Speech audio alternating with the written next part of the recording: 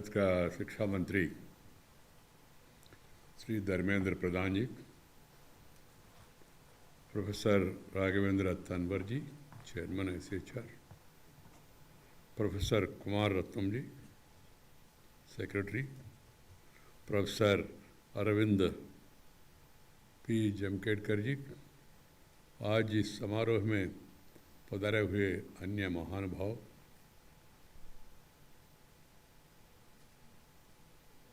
and my dear sisters and brothers, I am really very happy today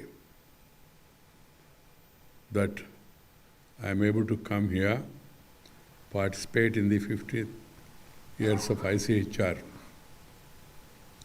this function, and also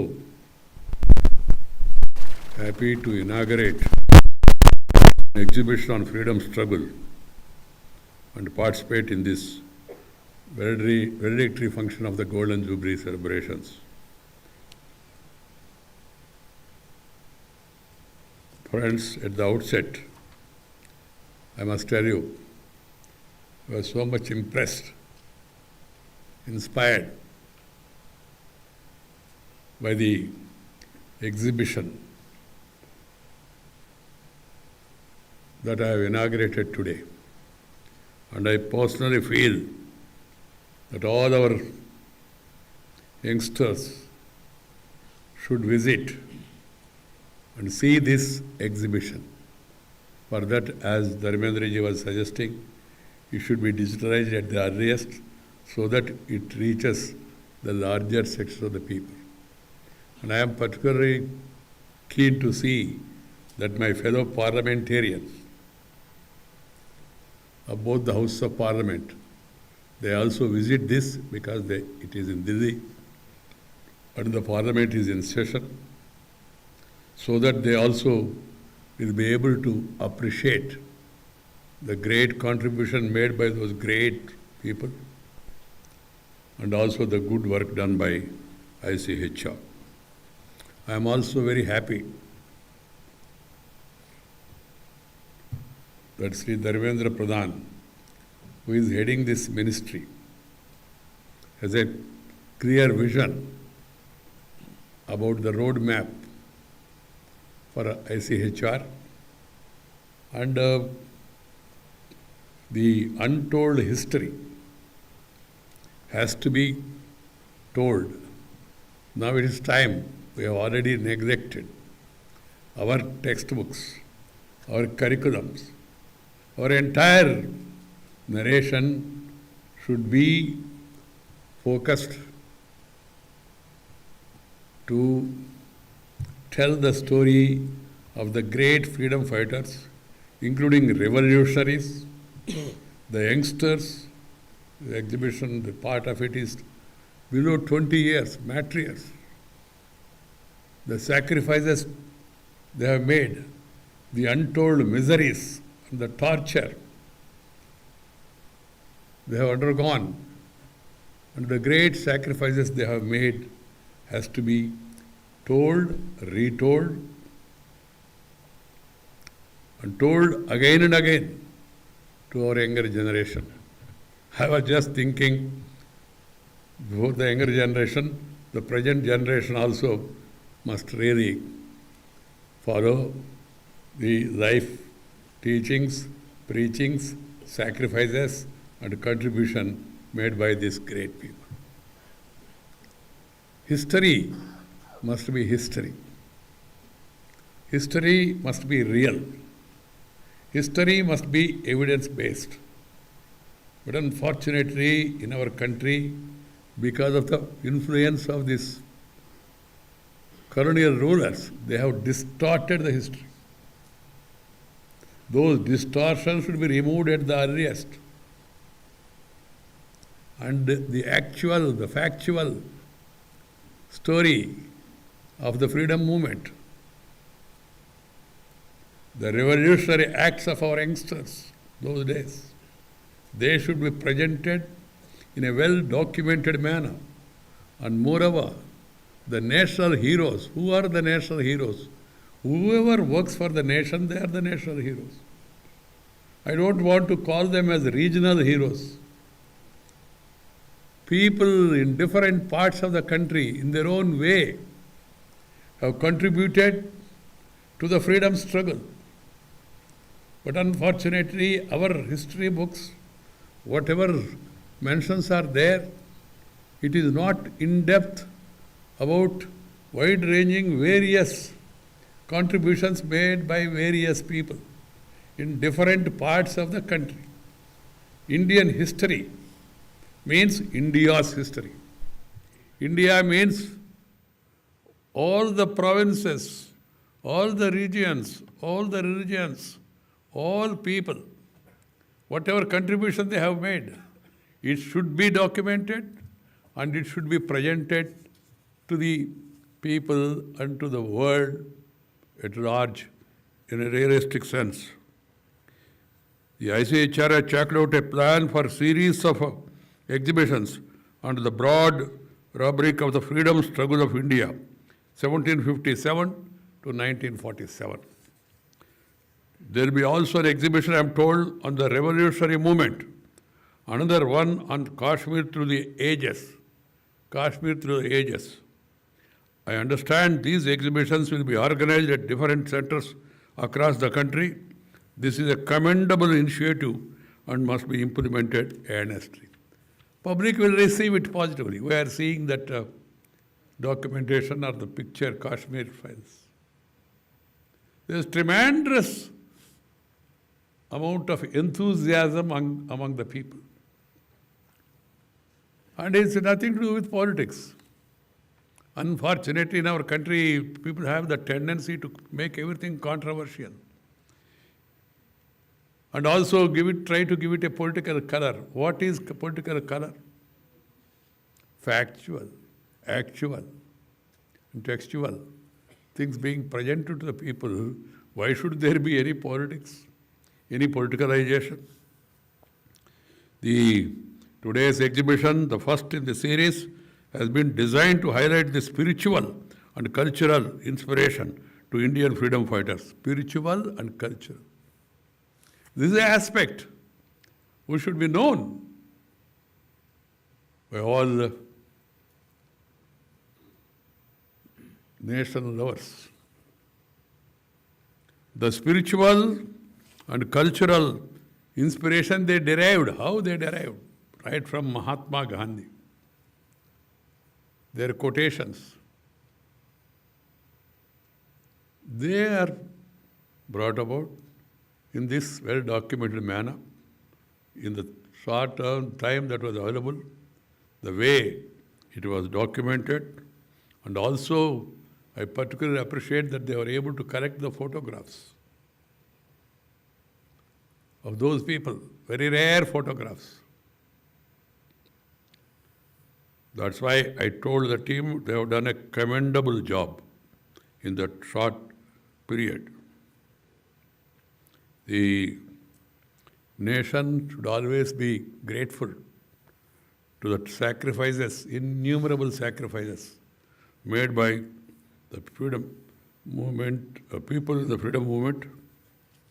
I appeal to people, once again, particularly to the younger generation, and also the policy makers at various levels, to visit such exhibitions, and also the ones that are going to be put up in different parts of the country in their respective regions in Indian languages. All this effort should be done in Indian languages, because Indian people, they understand their language more. English also is required for those people. They should also know the actual this thing. But basically, for the countrymen, it should be told, it should be written, it should be documented in the respective mother tongues. You are all aware, in March 2021, the Honorable Prime Minister, Sri Narendra Bhai Modi, has announced Azadi Ka Amrita Mahotsav to commemorate India's 75 years of independence. While thousands have laid down their lives during the freedom struggle, we know very little, unfortunately, about many such heroes unsung heroes, untold stories. Azadi Ka Amrita Mahotsav is not only a time for celebration, but also an occasion to recall the struggles and sacrifice of all the celebrated unsung heroes of our freedom struggle and pay our tributes to them and get inspiration from them. My dear sisters and brothers, mere chronicling of events is not history. Historian committed to truth, however unpalatable it may be, provides a comprehensive and objective account of past events. In a sense, history connects us to our cultural and social roots. We must get back to our roots.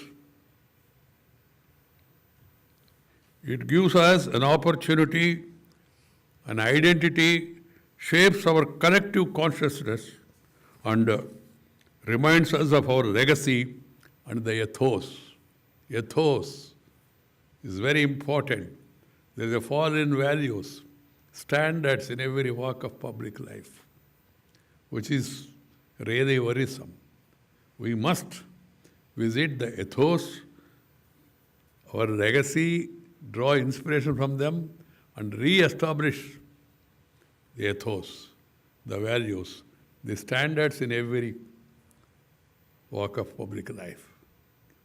Sometimes I really get depressed when the standards in parliament, the standards in legislature, the happening in different parts of the legislature, they make me worry about the future of this country. Because the legislators, parliamentarians, they are expected to set up standards, maintain standards, so that others, the youngsters, can draw the needed inspiration. My dear sisters and brothers, in the Indian context, despite our geographical variations, linguistic, religious, and ethnic diversity, we share quite essentially Indian values such as brotherhood, tolerance, and peaceful coexistence. Everybody must be tolerant to hear the other's views, tolerant to respect the people's mandate. You must be tolerant to respect the people's mandate. Democracy is the best system available in the world. And in democracy, the verdict of the people is important. And if you are not happy with the verdict, you must work to regain or gain the confidence of the people. That is the only way. There is no shortcut. There is no other remedy that is available. One should have patience. We should not become a patient of impatience. We must have the patience, bear with the time, and work hard at grassroots level to get the confidence of the people in whatever manner. And share and care is the core of our foundational values of our civilization. Sharing and caring. That's part of our civilizational roots. We consider our entire country as one family.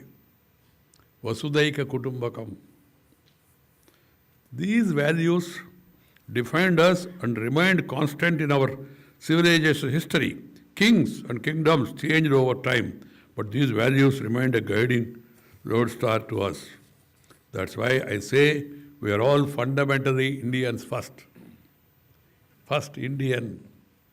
अटक से लेकर कटक तक, कन्याकुमारी से कश्मीर तक, हम सब लोग भारतीय हैं.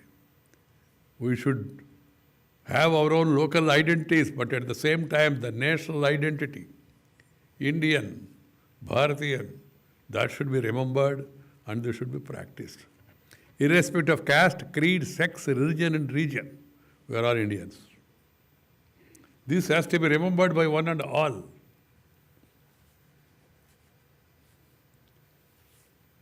If we earnestly learn about our roots, it can unshackle our minds of any inferiority complex we may have.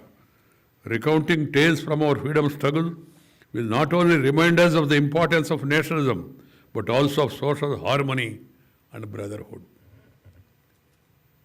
Why we lost our freedom? This has to be understood. The caste, creed, sex, religion, and these divisions, they are artificial. And these barriers has to be broken.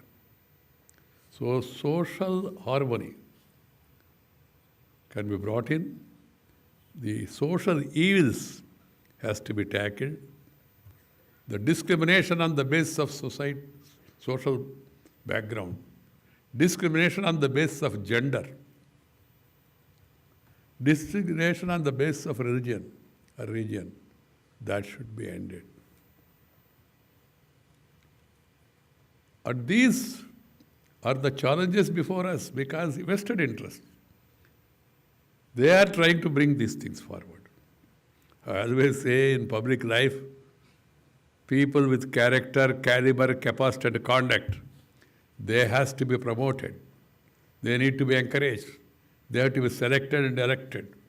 But unfortunately, efforts are being made to replace those 4 C's, character, caliber, capacity, and conduct, by the new C's, that is caste, community, cash, and criminality. Very dangerous trend. It should be curbed. It should be curbed and should not be encouraged at all. People who do not have the original C's, they try to encourage the 4 other C's. So, I appeal to the youngsters, please stand by people who have got character, caliber, capacity, and conduct. I have always been vocal about objective re-evaluation of Indian history through fact-based research. Selective or incomplete accounts of Indian history and retelling of historical facts through an ideological viewpoint will provide a distorted view. This is another danger. This aspect must be borne in mind by students and academics of history. I believe that there is every need to bring about to light the stories of unsung Indian heroes. Heroes means heroines also, many of whom were limited to mere footnotes in history books. Their individual stories must be documented to reveal their pains, struggles, sufferings, and the great pride with which they fought for the motherland. My dear friends, the history tells us, partly at least, the struggles by peasants and tribals those days. That should be given prominence. They also fought against the oppressive economic and social cultural policies of the Britishers. Those spontaneous upsurges were led by marginalized people with limited means to fight. These revolts are a true testament to the unflinching courage of Indian peasants and tribals. We must not limit the history of our freedom struggle to those fighting with an institutional means. It is also important to appreciate and shed light on the immense contribution of ordinary masses who fought the Britishers without any organizational backing. It is our duty, our highest patriotic mission, to remember the supreme sacrifice made by our freedom fighters and their noble struggle to wrest independence from the colonial rulers. I, my part, took up the mission of retelling some of the Vedas, acts of our tribal fighters by writing about them in my Facebook accounting. Similarly, I wrote extensively about our freedom fighters' bravery and sufferings in the cellular jail, Andaman. I must compliment the ICHR for bringing out a 4-volume dictionary of Indian matriarchs. Our universities must partner with specialized bodies such as ICHR to take up research and strengthen the scientific writings of history. History should not be a niche subject monopolized by chosen few. The gateway to authentic history should be open to all. This also calls for tremendous amount of work to be done in the domain of translation of literary and historical sources and accounts of ancient and medieval ages. School textbooks should extensively cover stories of brave heroes and mention about their life journey. My dear friends, once again, I am grateful to the Education Ministry and also the ICHR for providing me this wonderful opportunity. I have another program at Rashtrapati Bhavan, so I am not able to spend much of my time with you. Thank you very much. Namaskar. Jai Hind.